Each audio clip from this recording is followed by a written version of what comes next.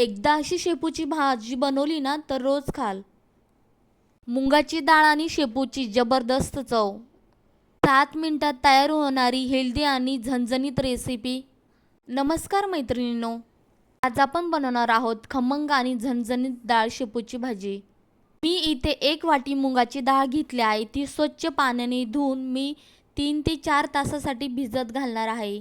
त्याच्यानंतर मी मार्केटमधून फ्रेश शेपूची भाजी आणलेली आहे। शेपूची भाजी छान फ्रेश असली की टेस्टही छान लागते। भाजी निवडून धुवून व्यवस्थित स्वच्छ 2 ते 3 पाण्याने बारीक कट करून घ्यायची आहे। ही भाजी खूपच चविष्ट आणि हेल्दी लागते। यासाठी लागणार आहेत हिरवी मिरची। मी इथे 10 ते 11 हिरवी मिरची घेतली आहे, ती कमी तिखट असल्यामुळे।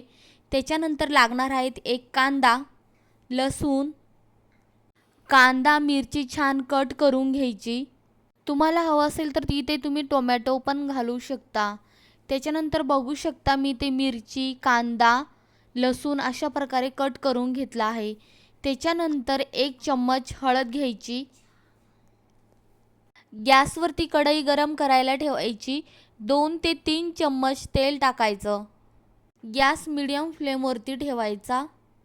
विहान अँड आई व्लॉग या चॅनलला सबस्क्राईब केलं नसेल तर नक्की सबस्क्राईब करा। तुमच्यासाठी अशा सोप्या आणि झणझणीत रेसिपी मी घेऊन येत जाईल। चला तर इथं तेल गरम झालेलं आहे। 1 चम्मच मोहरी टाकायचं। त्याच्यानंतर 1 चम्मच जिरं टाकायचं। जिरं आणि मोहरीची छान फोडणी बसली की भाजीलाही छान टेस्ट येते। त्याच्यानंतर बारीक कट केलेली हिरवी मिरची, बारीक कट केलेला लसूण हे छान व्यवस्थित परतून घ्यायचं। त्याच्यानंतर टाकायचा कांदा। कांदा, हिरवी मिरची, लसूण छान ब्राऊन कलर होईपर्यंत परतून घ्यायचं। हवं तर तुम्ही इथे हिंग पण घालू शकता। तुम्ही माझ्या प्रत्येक रेसिपीला खूप छान सपोर्ट करताय आणि असाच सपोर्ट राहू द्या। त्याच्यानंतर मी इथे भिजत घातलेली मुंगाची डाळ ही त्याच्यामध्ये टाकायची। इथे तुम्ही कांदा बघू शकता, मी जास्त पण ब्राऊन होऊ दिला नाही। त्याच्यानंतर मुंगाची डाळ 1 ते 2 मिनिटासाठी परतून घ्यायची आणि हळद टाकायची 1 चम्मच। छान 1 ते 2 मिनिटासाठी आता इथे परतून घ्यायचं। त्याच्यानंतर आपण इथे टाकणार आहेत बारीक कट केलेली शेपू। शेपू कढईमध्ये जास्त दिसते पण परतून घेतल्यानंतर ती कमी होते। त्याच्यामुळे मीठ थोडंसं अगोदर कमीच टाकायचं। हवं तर तुम्ही थोडंसं परतून घेतल्यानंतर पण मीठ टाकू शकता। इथे चवीनुसार मी मीठ टाकलं आहे आणि छान व्यवस्थित पूर्ण मिक्स करून घ्यायचं।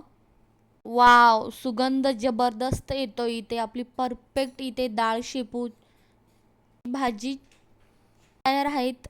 त्याच्यानंतर 3 ते 4 मिनिटासाठी झाकण ठेवून शिजू द्या। त्याच्यानंतर शेपूची भाजीची एक सिक्रेट टिप म्हणजे भाजी शिजत आल्यानंतर 90% शिजत आल्यानंतर थोडंसं शेंगदाण्याचं कूट टाकायचं ठोकर। त्याने भाजीला एकदम जबरदस्त टेस्ट येते। एकदा तुम्ही नक्की करून बघा, अशा प्रकारे तुम्हाला खूप नक्की आवडेल। वाव, तयार झाली आपली इथे झणझणीत मुंगाची डाळ शेपूची भाजी। व्हिडिओ आवडला असेल तर लाईक करा आणि अशा सोप्या टेस्टी रेसिपीसाठी चॅनलला सबस्क्राईब करा।